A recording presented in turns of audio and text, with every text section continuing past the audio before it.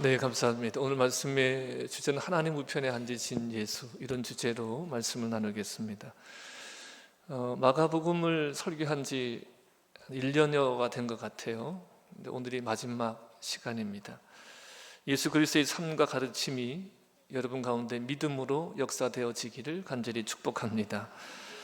자, 오늘 말씀에 보면 하늘로 올려지사 하나님 우편에 앉으셨다 그랬는데, 우리가 이런 생각을 하게 되죠. 거기는 어디야? 그 하늘은 어디 하늘이야? 사도 바울은 삼층천을 경험했다 이렇게도 얘기했습니다. 근데 이것은 어떤 사실적인 묘사로 이해하기보다는 승천하시어 보좌에 앉으셔서 모든 영광을 받으시는 그 예수 그리스도에 대한 믿음이요, 신앙의 고백인 것을 우리가 이렇게 받아들이시면 좋겠습니다. 자, 19절에 보시면 주 예수께서 말씀을 마치신 후에 하늘로 올려지사 하나님 우편에 앉으시니라 그랬습니다. 예수님께서 십자가에 죽으시고 부활하시고 40일 동안 제자들에게 보이셨습니다. 그 40일 동안 제자들에게 하나님 나라의 일을 말씀하셨어요. 그리고 제자들이 보는 데서 하늘로 올려져 가셨습니다. 그래서 하늘로 올려지셔서 하나님 보좌 우편에 앉으셨습니다. 이것은 예수님이 미리 계속해서 예고하신 거예요. 죽으시고 부활하시고 승천하실 것을, 승귀하실 것을, 승천하시고 모든 영광을 받으실 것을 미리 예고하신 것이고, 또 시편 110편에 보면 다윗이 성령의 감동으로 기록한 내용이 있습니다. 시편 110편 1절을 보시겠습니다. 여호와께서 내 주에게 말씀하시기를 내가 내 원수들로 내 발판이 되게 하기까지 너는 내 오른쪽에 앉아 있으라 하셨도다. 아멘. 그러니까 19절 말씀은 미리 예수님께서 친히 예고하신 바와, 그리고 메시아의 통치와 심판을 예언한 110편 1절의 성취인 것이죠. 자, 1절에 보시면 여호와께서 내 주에게 말씀하시기를 그랬거든요. 여호와께서, 여호와도 주님이시거든요. 근데 또 내 주에게 말씀하시기를 이렇게 기록하고 있어요. 이 부분을 마태복음 22장 44절에서는 이렇게 기록합니다. 주께서 내 주께 이르시되, 이렇게 기록하고 있어요. 주께서 내 주께 이르시되. 여호와가 하나님이신데, 여호와가 주님이신데, 여호와 오른편에 앉으신 분도 누구라는 거예요? 주님이시다. 다윗이 예수님을 주라 칭했습니다. 여호와 오른편에 앉으신다는 것은 전쟁에서 승리했었음을 말합니다. 전쟁에서 승리하셔서 하나님이 그를 하늘에 올리셔서 하나님 보좌 우편에 앉히셨습니다. 예수님은 사망의 권세 잡은 마귀를 멸하시고 승리하셔서 왕으로 승기하신 것입니다. 즉위하신 것이죠. 그래서 주님의 원수들을 그 발 아래 발판이 되게 하기까지 우편에 앉으라고 하셨습니다. 자, 이처럼 주님께서 십자가로 원수의 머리를 깨트리시고 하늘에 오르시고 하나님의 우편에서 다스릴 것을 다윗이요, 예수님이 이 땅에 오시기 전 천여 년 전에 성령으로 예언하고 예수님께서 이 예언을 성취하셨습니다. 그래서 초대교회에서는요, 그리스도의 승천과 하나님 우편에 앉으심에 대한 교리들을 매우 중요하게 여겼습니다. 여러분, 복음서에 보시면 예수님의 십자가를, 그리고 부활을, 근데 부활의 내용은 그렇게 분량이 많지 않죠. 그런데 예수님이 승천하시고 성령을 부으셔서 초대교회가 생겨나게 되고, 그 교회가 증거한 것이 뭐냐면 예수님의 부활과 승천이에요. 예수님과 부활과 승천을 그들이 전했습니다. 예수님의 부활을 증거하기 위해서 그들이 순교한 거예요. 자, 왜 그렇게 승천과 또 부활에 대해서 강조하고 있는지에 대해서 말씀을 쭉 살펴보겠습니다. 사도행전 1장 8절과 11절을 보십니다. 우리 큰 목소리를 읽겠습니다. 오직 성령이 너희에게 임하시면 너희가 권능을 받고 예루살렘과 온 유대와 사마리아와 땅끝까지 이르러 내 증인이 되리라 하시니라. 이 말씀을 마치시고 그들이 보는데 올려져 가시니 구름이 그를 가리워 보이지 않게 하더라. 올라가실 때에 제자들이 자세히 하늘을 쳐다보고 있는데 흰옷 입은 두 사람이 그들 곁에 서서 이르되 갈릴리 사람들아 어찌하여 서서 하늘을 쳐다보느냐 너희 가운데서 하늘로 올려지신 이 예수는 하늘로 가심을 본 그대로 오시리라 하였느니라. 아멘. 자, 부활하신 후에 승천하신 모습을 기록하고 있습니다. 하늘에 오르사 하나님 우편에 앉으셨습니다. 하늘에 오르신 후에 성령을 부어주셨습니다. 성령이 임한 사도들이 하늘에 오르신 예수님을 증거합니다. 그 내용이 사도행전 2장 32절부터 36절입니다. 함께 보십니다. 이 예수를 하나님이 살리신지라 우리가 다 이래 증인이로다. 하나님이 오른손으로 예수를 높이심에 그가 약속하신 성령을 아버지께 받아서 너희가 보고 듣는 이것을 부어주셨느니라. 다윗은 하늘에 올라가지 못하였으나 친히 말하여 이르되 주께서 내 주에게 말씀하시기를 내가 내 원수로 내 발등상이 되게 하기까지 너는 내 우편에 앉아 있으라 하셨도다 하였으니 그런즉 이스라엘 온 집은 확실히 알지니 너희가 십자가에 못 박은 이 예수를 하나님이 주와 그리스도가 되게 하셨느니라 하니라. 아멘. 자, 오순절날 성령이 임한 사도들이 예수님을 지금 이와 같은 내용으로 증거하는 거예요. 여러분, 우리가 구원받은 자가 되었고 성령이 임한 자가 되었으면 하나님은 우리를 통해서 이 예수 그리스도의 복음을 증거하기를 원하십니다. 예수님께서 하늘에 오르시고 하나님 우편에 앉으셨기 때문에 예수님께서 하나님께로부터 성령을 받아서 약속하신 성령을 제자들에게 부어주셨습니다. 자, 예수님께서 하늘에 오르신 이것은 시편 110편의 성취가 일어났기 때문이고 이 복음을 듣고 회개하면 구원을 받지만 그렇지 않은 자들은 예수님의 발에 밟히는 심판을 받게 되어짐을 성경은 증거하고 있습니다. 여러분, 부활하시고 하늘로 올라가셨어요. 올려지셨어요. 하나님이 올리셨습니다. 그리고 하나님 보좌 우편에 앉으셨습니다. 자, 이 사실은 우리에게 여러 가지를 말해줍니다. 첫째는요, 하나님이 예수 그리스도를 올리셨잖아요. 이것은 하나님께서 예수 그리스도가 오르심을 선포하신 사건이라는 거예요.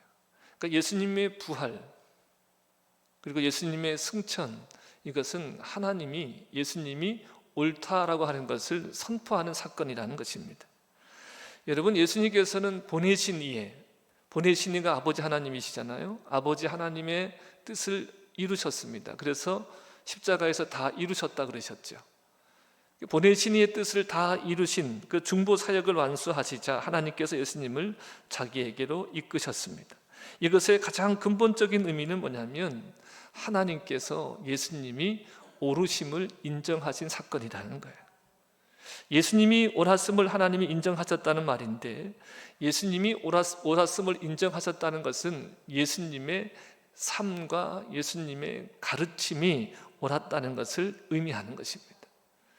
예수님께서는 하나님이시고 성령으로 잉태되셨고 하나님의 아들이시죠. 하나님과 동등되신 분이잖아요. 이러한 주장, 그리고 우리에게 구원을 가져다 주시는 구원자이시다, 이런 주장, 그러니까 자기 목숨을 대속물로 주려 오셨다고 하는 이 주장, 이 가르침이 옳았다는 것을 하나님이 인정하신 사건이 부활이고 승천이라는 거예요.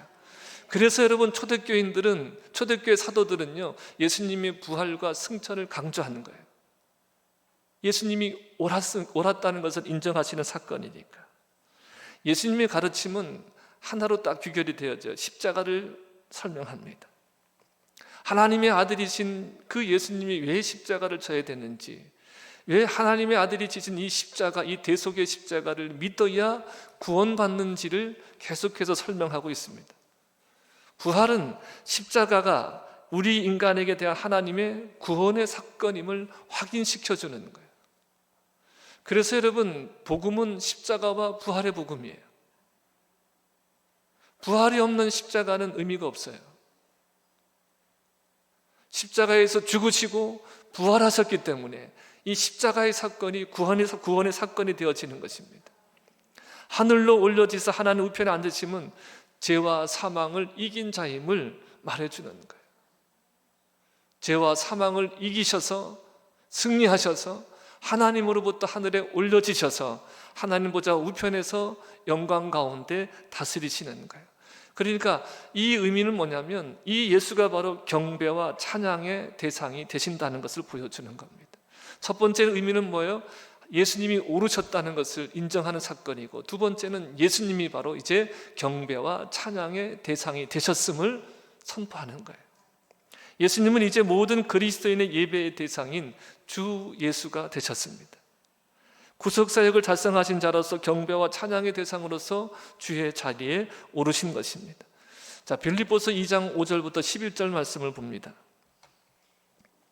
너희 안에 이 마음을 품으라. 곧 그리스도 예수의 마음이니 그는 근본 하나님의 본체시나 하나님과 동등됨을 취할 것으로 여기지 아니하시고 오히려 자기를 비워 종의 형체를 가지사 사람들과 같이 되셨고 사람의 모양으로 나타나사 자기를 낮추시고 죽기까지 복종하셨으니 곧 십자가에 죽으십니다. 이러므로 하나님이 그를 지극히 높여 모든 이름 위에 뛰어난 이름을 주사 하늘에 있는 자들과 땅에 있는 자들과 땅 아래에 있는 자들로 모든 무릎을 예수의 이름에 꿇게 하시고 모든 입으로 예수 그리스도를 주라 시인하여 하나님 아버지께 영광을 돌리게 하셨느니라. 아멘. 자, 십자가에서 예수님이 죽으시면서 다 이루었다 하셨습니다. 다 이루었다 하신 그 예수님은 누구셔요? 그 근본이 하나님의 본체이십니다. 다시 말하면 하나님과 동등되신 분이에요. 하나님이시라는 겁니다. 그런데 그 예수님이 하나님과 동등된 분이시지만 동등됨을 취할 것으로 여기지 아니하시고 자기를 비워 종의 모습으로 우리의 모양으로 오셔서 십자가에 죽기까지 복종하셨습니다. 자, 그랬더니 어떤 일이 벌어져요? 하나님이 그를 지극히 높여 모든 이름 위에 뛰어난 이름을 주셨습니다. 할렐루야. 그를 하나님이 높이셔서 모든 이름 위에 뛰어난 이름을 주셨습니다. 그래서 하늘에 있는 자나 땅에 있는 자들이나 땅 아래에 있는 자들이나 모든 무릎이 예수의 이름 앞에 꿇게 하셨습니다. 할렐루야. 여러분, 우리의 신앙이라고 하는 것은 모든 이름에 뛰어나신 그 예수 그리스도를 내가 믿음으로 그 이름 앞에 무릎을 꿇는 것이 이것이 신앙이에요.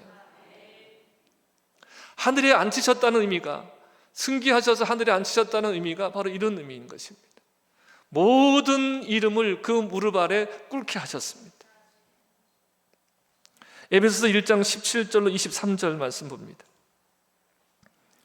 우리 주 예수 그리스도의 하나님 영광의 아버지께서 지혜와 계시의 영을 너희에게 주사 하나님을 알게 하시고 너희 마음의 눈을 밝히사 그의 부르심의 소망이 무엇이며 성도 안에서 그 기업의 영광의 풍성함이 무엇이며 그의 힘의 위력으로 역사하심을 따라 믿는 우리에게 베푸신 능력의 지극히 크심이 어떠한 것을 너희로 알게 하시기를 구하노라. 사도 바울이 에베소 교인들을 위한 기도예요. 이어집니다. 20절 말씀에 그의 능력이 그리스도 안에서 역사하사 죽은 자들 가운데서 다시 살리시고 하늘에서 자기의 오른편에 앉히사 모든 통치와 권세와 능력과 주권과 이 세상뿐 아니라 오는 세상 일컫는 모든 이름 위에 뛰어나게 하시고 또 만물을 그의 발 아래 복종하게 하시고 그를 만물 위에 교회의 머리로 삼으셨느니라.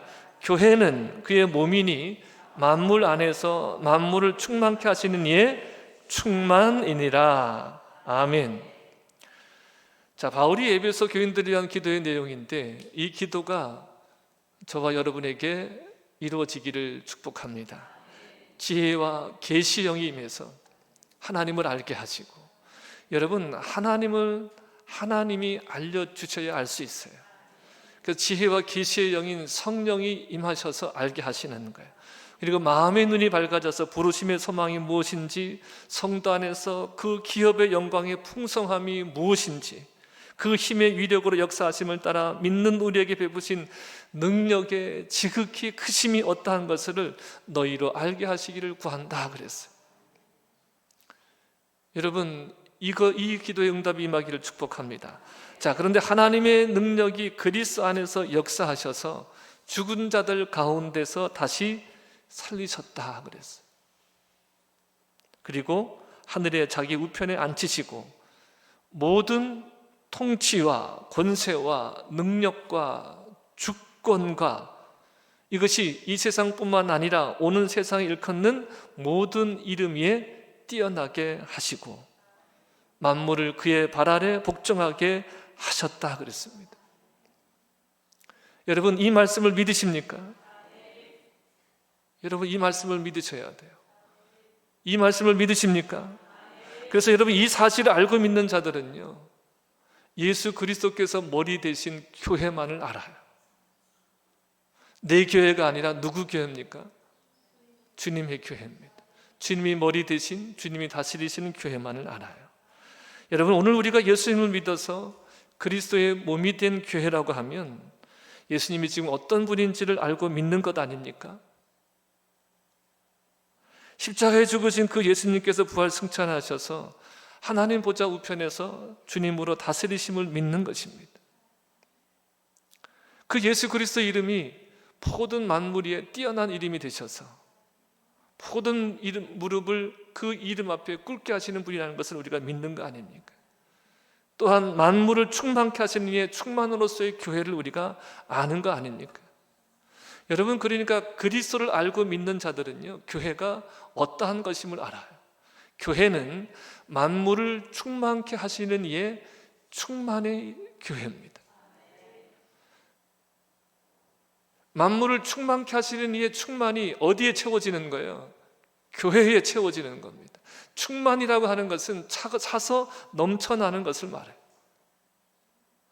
그 만물을 충만케 하시는 분이 예수님이세요. 우리가 마가복음 1장 1절이 뭡니까? 하나님의 아들 예수 그리스도 복음의 시작이다 그랬어요. 이 복음의 시작이라는 의미가 모든 것의 근원이고 모든 것의 원리라 그랬어요. 복음이 곧 예수가 모든 것의 근원이 되시고 모든 것의 원리가 되어지셔요. 우리가 존재하는 모든 것들의 근원이 되시고 살아가는 모든 원리가 예수 그리스도에게 있다는 것입니다. 그분의 충만함이 뭐예요? 모든 것의 근원 되시는 그분의 충만함이 교회고 그 충만함이 흘러넘치게 하는 것이 교회여야 한다는 것입니다. 예수 그리스도의 생명으로 충만한 교회가 되고 그 예수 그리스도의 생명을 흘려보내는 것이 교회가 되어야 된다는 거예요. 교회가 곧 누굽니까? 교회는 건물이 아닙니다. 교회는 바로 저와 여러분이 교회입니다. 예수 그리스도의 성전된 우리가 교회예요. 성령의 전이 된 우리가 교회예요. 그러니까 성령의 전, 성령이 된 사람들은 바로 이 교회를 깨닫는 거예요. 교회. 그리고 우리를 통해서 이 만물을 충만케 하시는 이 충만이 흘러넘치고 그래서 생명의 역사가 일어나는 것을 보는 것이 바로 믿음의 사람들인 것입니다. 자, 그러면 하나님 보좌 우편에 앉으신 그 예수님께서 무엇을 하실까? 첫 번째는 지금도 우리를 위해서 간구하십니다. 로마서 8장 34절을 보겠습니다. 누가 정죄하리요? 죽으실 뿐 아니라 다시 살아나신 이는 그리스도 예수시니 그는 하나님 우편에 계신 자여 우리를 위하여 간구하시는 자신이라. 아멘. 여러분, 베드로가 정말로 자신의 의가 충만했던 사람이고 자신감이 넘쳤던 사람이잖아요. 다 버릴지라도 자기는 버리지 않겠다고 그렇게 호언장담했던 사람이잖아요. 근데 결국 어떻게 해요? 예수님을 부인하고 떠나가죠. 자, 그런데 베드로와 가룟 유다가 다른 게 뭐예요? 가룟 유다는 자기 스스로 목숨을 끊었어요. 근데 베드로는 터덜터덜 고향으로 돌아갔습니다. 근데 그곳에 다시 예수님을 만나죠. 근데 우리는 이런 것을 볼 때 말씀을 기억해야 될 말씀이 하나가 있어요. 주님이 이렇게 말씀하셨거든요. 베드로에게 내 믿음이 떨어지지 아니하도록 기도하겠다. 저는 분명하게 믿는 것은 베드로가 그러한 자임에도 불구하고 사도로서 마지막까지 주님께 생명을 다하는 자가 되어진 것은 주님께서 그를 위해서 기도하시기 때문이라고 분명히 믿습니다. 자, 그런데 그 베드로 같은 우리들 아닙니까? 베드로 같은 우리들이지만 지금도 우리가 믿음을 지켜 살아갈 수 있는 것도 주님께서 하나님 보좌 우편에서 우리를 위해서 기도하시기 때문이라는 것도 저는 믿습니다. 성경이 그것을 분명히 기록하고 있습니다. 로마서 8장 34절에 말씀하고 있고 로마서 8장 26절에서는 성령께서 우리를 위하여 말할 수 없는 탄식으로 기도하신다 그랬어요. 말할 수 없는 탄식으로 기도하신다. 자, 여러분, 성령님과 예수님께서 우리를 위해서 무엇에 대해서 기도하시겠습니까? 무엇을 기도하시겠습니까? 세상의 그 어떤 환난도 우리 주 예수 그리스도 안에 있는 하나님의 사랑에서 끊어지지 않도록, 하나님의 사랑에서 끊어지지 않도록 누구를 위해서 기도하세요? 여러분, 한번 나를 향해 보세요. 이렇게 자신들 향해 보세요. 나를 위해서 기도하시는 거예요. 세상의 어떤 그 환난 가운데도, 세상의 어떤 환난도 우리 주 예수 그리스도 안에 있는 하나님의 사랑에서 끊어지지 않도록 기도하시는 거예요. 여러분, 이것을 믿는 자들은요, 이제는 슬퍼하지도 않고 두려워하지도 않아요. 우리가 오늘을 당당하게 살아갈 수 있는 힘이 어디서 오는 겁니까? 내게 있는 것이 아니라 주님께 있는 거지. 만물을 창조하셨을 뿐만 아니라 그 만물을 자신을 위해 살게 하시는 그분, 피조물의 모양으로 이 땅에 오셔서 피조물을 위해서 죽어주신 그분, 부활하시고 승천하셔서 하나님 우편에 앉으셔서 우리를 위해서 간구해 주시는 그분, 그분이 우리의 힘이요 능력 아닙니까? 그 주님을 믿는 자라고 하면 더 이상 슬퍼할 일도 없고 두려워할 일도 없는 거예요. 여러분, 우리의 삶의 근원이 예수 그리스도이기를 축복합니다. 우리의 삶을 살아가는 모든 원리가 예수 그리스도이기를 축복합니다. 내 근원이 하나님이신데, 내가 살아가는 모든 원리가 주님께 있는데 무엇이 슬퍼할 일이고 무엇이 두려워할 일이겠습니까?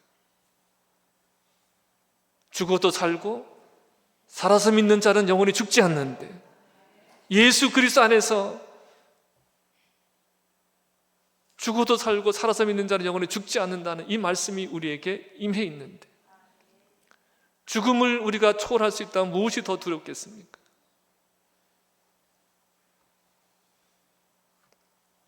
여러분, 덤빌 것도 없고 초조할 것도 없어요. 급하다 할 것도 없고 어떡하지 초조할 것도 없어요. 주님께서 우리에게 세상이 알 수도 없고 줄 수도 없는 평안을 부어주십니다. 내가 너를 사랑하노라. 내가 너를 위해서 간구하노라. 예수님이 우리의 의와 거룩과 구속함이 되셨습니다.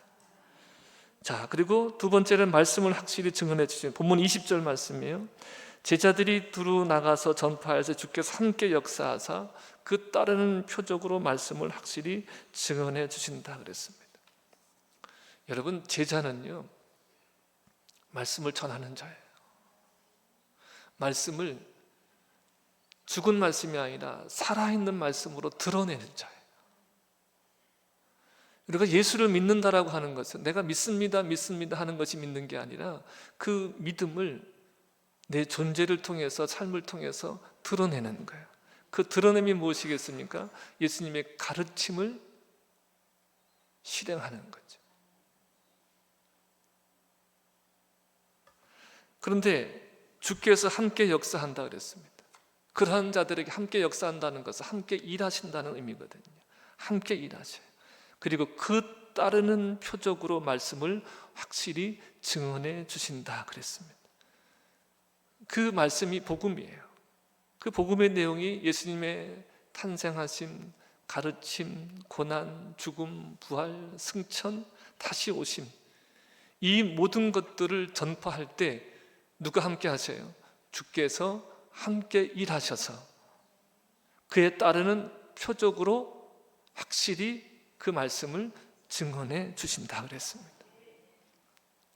여러분, 내가 하려니까 어렵거든요. 힘들거든요. 될까 망설여지거든요. 근데 여러분, 우리의 부르심을 좀 우리가 분명히 인식하신다고 하면 그 부르심에 따르는 부르심 받은 자들의 갖춰야 될 것들도 주님이 함께 하셔서 부어주시고 역사해 주신다는 거예요. 여러분, 그래서 우리 신앙은요, 은혜고 믿음이에요.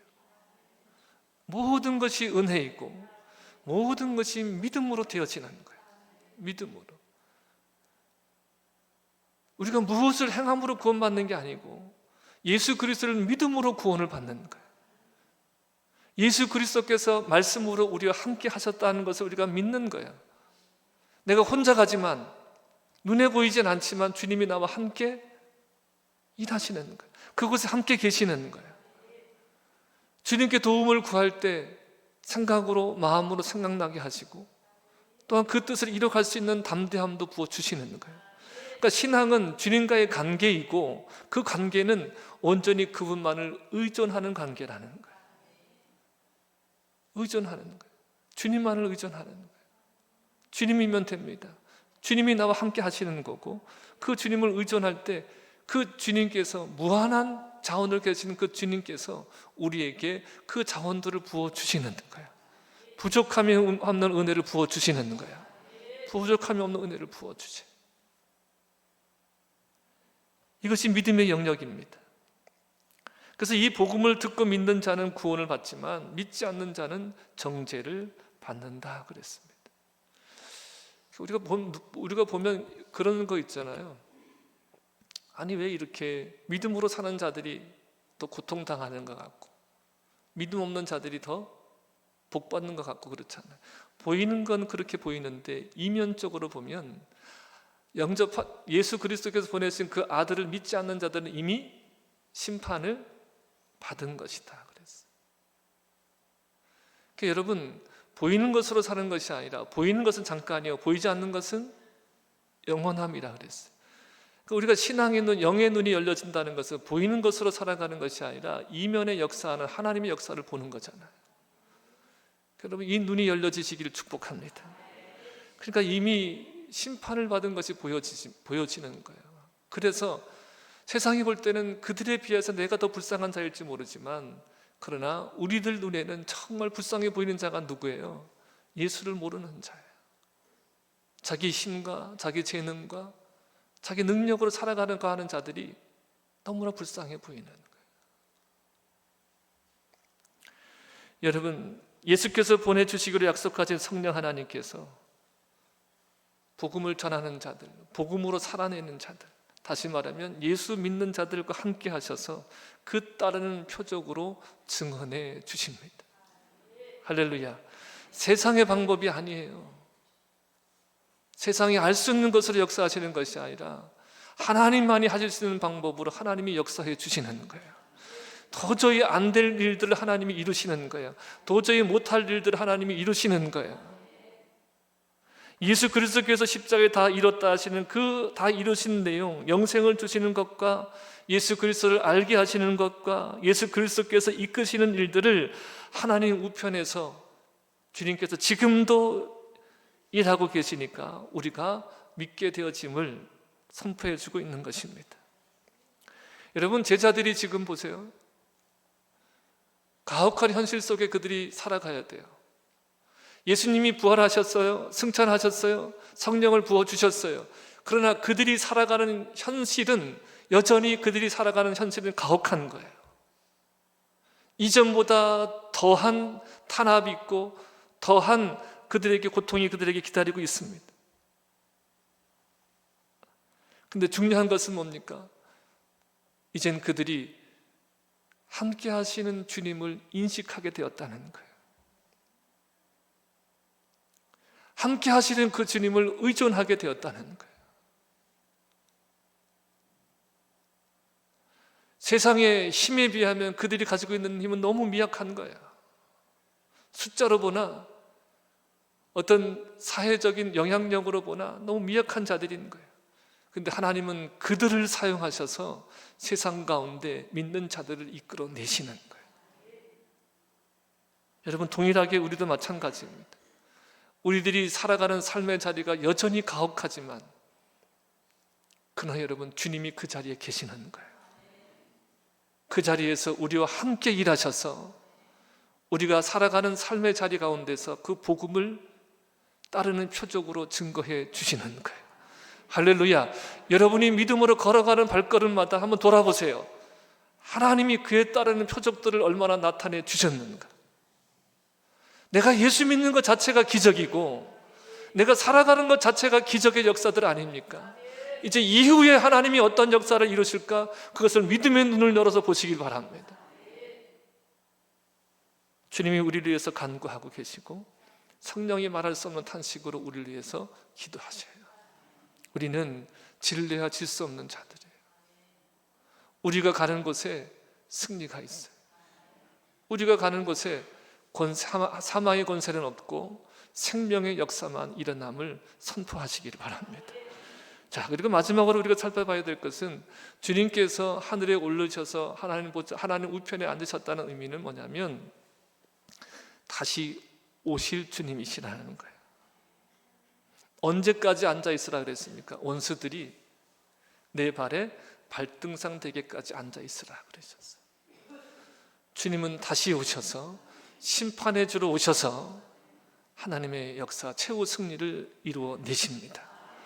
자, 여러분 말씀을 열어보세요. 이와 관련된 말씀들을 한번 쭉 함께 같이 읽어 가실 텐데 여러분 읽을 때에 이 말씀이 믿음으로 역사되는 일들이 날 줄로 믿습니다. 자, 16장 마태복음 16장 27절 인자가 아버지 영광으로 그 천사들과 함께 오리니 그때에 각 사람이 행한 대로 갚으리라. 마태복음 24장 44절 이러므로 너희도 준비하고 있으라. 생각하지 않은 때에 인자가 오리라. 베드로서 3장 10절 그러나 주의 날이 도둑같이 오리니 그날에는 하늘이 큰 소리로 떠나가고 물질이 뜨거운 불에 풀어지고 땅과 그 중에 있는 그 모든 일들이 드러나리라. 여러분, 주님이 오시면 새 하늘과 새 땅이 임합니다. 이 세상의 모든 것들은 다 풀어져요. 그러니까 여러분, 이 세상에 있는 것, 지금 여러분이 붙들고 있는 거 아무리 붙들고 있어 봐야 그것이 여러분 소유가 되질 않아요. 여러분, 이런 예를 자주 말씀드리잖아요. 미국에 가서 뭔가를 사려고 하면 물론 카드도 있어야 되지만 그냥 일반적으로 보면 뭐가 있어야 돼요? 달러가 있어야 되니까 환전하잖아요. 그렇죠? 그런 것처럼 여러분, 우리가 이 땅에 살아갈 때 필요한 것, 있는 것, 소유한 걸 가지고 무엇으로 환전을 해야 돼요? 하나님 나라의 가치로 환전을 해야 돼요. 그것이 무엇으로 환전이 되어집니까? 사랑으로 환전이 되어지는 거예요. 내가 가지고 있는 것에 사랑을 더할 때, 하나님을 사랑하고 내 이웃을 내 몸같이 사랑하는 이 사랑이 더해질 때 그것이 환전이 되어지는 거예요. 사랑으로 쓰여질 때, 사랑으로 드려질 때 그것이 하나님의 나라의 것으로 환전이 되어지는 거예요. 자, 계시록 16장 15절입니다. 보라, 내가 도둑같이 오리니 누구든지 깨어 자기 옷을 지켜 벌거벗고 다니지 아니하며 자기 부끄러움을 보이지 아니하는 자가 복이 있도다. 자, 22장 7절 보라, 내가 속히 오리니 이 두루마리 예언을 말씀을 지키는 자는 복이 있으리라 하더라. 계시록 22장 12절 보라, 내가 속히 오리니 내가 줄 상이 내게 있어 각 사람에게 그가 행한 대로 갚아주리라. 여러분, 진짜 상은 주님으로부터 받는 상이에요. 내가 이 세상에서 영광을 취하면 취할수록에 하나님으로부터 받을 상이 없어요. 이미 너는 상을 받았느니라. 이 말이 아니라 너는 정말 너를 위한 예비된 내가 주는 상이 있노라. 그 상을 받는 여러분 되시기를 축복합니다. 마지막으로 계시록 22장 20절입니다. 이것들을 증언하시니가 이르시되 내가 진실로 속히 오리라 하시거늘 아멘 주 예수여 오시옵소서. 자, 이것들을 증언하신 복음을 증언하신 복음 자체이신 그 예수께서 말씀하세요. 내가 진실로 속히 오리니. 하나님 보좌 우편에 앉으신 내가 말합니다. 내가 속히 오리니 그랬어요. 그랬더니 모든 성도의 화답이 뭡니까? 아멘, 주 예수여 오시옵소서. 여러분, 우리가 믿음으로 살아가는 자들은 바로 이 자세로 살아가는 거예요. 준비된 자들은 주님이 오심이 두렵지 않아요. 기대가 되어지죠. 열심히 준비한 자들은요, 시험날이 기다려지는 거예요. 여러분, 주님을 기다리는 이 고백이 우리 고백이 되기를 축복합니다. 자, 예수님의 대속의 십자가를 죽음을 죽으시고 부활하셔서 하늘로 올려주셔서 하나님 우편에 앉으셨습니다. 다시 오시는 주님이시죠. 자, 이것을 믿는 사람들은 어떻게 살아가야 될까? 한마디로 표현하면 그래서 위의 것을 찾습니다. 믿음의 사람들은 위의 것을 찾아요. 골로새서 3장 1절부터 4절입니다. 시작. 그러므로 너희가 그리스도와 함께 다시 살리심을 받았으면 위의 것을 찾으라. 거기는 그리스도께서 하나님 우편에 앉아 계시니라. 위의 것을 생각하고 땅의 것을 생각하지 말라. 이는 너희가 죽었고 너희 생명이 그리스도와 함께 하나님 안에 감추어졌습니다. 우리 생명이신 그리스도께서 나타나실 그때에 너희도 그와 함께 영광 중에 나타나리라. 아멘. 여러분, 믿는 우리들의 정체성은 뭡니까? 존재론적 의미는 뭡니까? 다시 살리심을 입은 자예요. 새로운 피조물, 위로부터 난 자, 하나님께로부터 난 자, 혈육이나 육정으로 사람의 뜻대로 나지 아니하고 하나님께로부터 다시 난 자, 다시 살리심을 입은 자라는 거예요. 우리가 다시 살리심을 받은 사람이라고 하면 그 증거가 뭡니까? 위의 것을 찾는 거예요. 위의 것을 찾아요. 그러니까 위의 것이라는 것이 황금보석 꾸민 집이 아니라 그리스도께서 하나님 우편에 앉은 것을 말합니다. 하나님 보좌 우편에 앉으신 그 주님을 찾는 것이 뭐예요? 살리심을 받은 자들이 되었다는 증거라는 거예요. 그리스도와 함께 살리심을 받아 함께 하늘에 앉혀진 자들은 우리의 생명이신 그리스도가 나타나실 그 영광의 날을 소망하며 살아가는 것입니다. 단장된 신부 뭐예요? 신랑을 기다리는 단장된 신부 뭡니까? 누구에게 주목받고 싶은 거예요? 신랑에게. 누구를 위해서 단장하는 겁니까? 신랑을 위해서. 신랑에게 받아들여지는 자가 되기 위해서 단장하는 거죠. 준비하는 거죠. 그런 것처럼 지금 우리가 이 땅에 살아가는 것은 다시 오실 신랑 되신 그 예수를 위해서 단장되어져 가는 거예요. 그 신랑에게 받아들여지는 신부가 되어지는 것. 여러분, 그러나 이미 받아들여진 자이지만, 이미 그 신부로 부르심을 받은 자들이지만, 근데 우리가 더 뭐 하는 거예요? 그 신부가 되기를 더 원하는 거예요. 이어지는 5절부터 11절 보겠습니다. 그러므로 땅에 있는 지체를 죽이라. 그 음란과 부정과 사욕과 악한 정욕과 탐심이니 탐심은 우상숭배니라. 이것들로 말미암아 하나님의 진노가 임하느니라. 너희도 전에 그 가운데 살 때에는 그 가운데서 행하였으나 이제는 너희가 이 모든 것을 벗어버리라. 곧 분함과 노여움과 악의와 비방과 너희 입에 부끄러운 말이라. 너희가 서로 거짓말을 하지 말라. 옛사람과 그 행위를 벗어버리고 새 사람을 입었으니 이는 자기를 창조하신 이의 형상을 따라 지식에까지 새롭게 하심을 입은 자니라. 거기에는 헬라인이나 유대인이나 할레파나 무할레나 야만인이나 수구다인이나 종이나 자유인이 차별이 있을 수 없나니 오직 그리스도는 만유시요 만유 안에 계시니라. 아멘. 자, 그리스도와 함께 살리심을 입은 자들은 위의 것을 찾습니다. 근데 아직 죄의 몸으로 이 땅에 살아가기 때문에 우리 안에 탐심도 나오지만, 그러나 그 탐심이 무엇임을 알아요? 우상 숭배임을 아는 거예요. 다시 살리심을 입은 자들은 우상 숭배하지 아니하고 위의 것을 찾습니다. 창조하신 이의 형상을 따라 지식에까지 새롭게 됨을 입은 자입니다.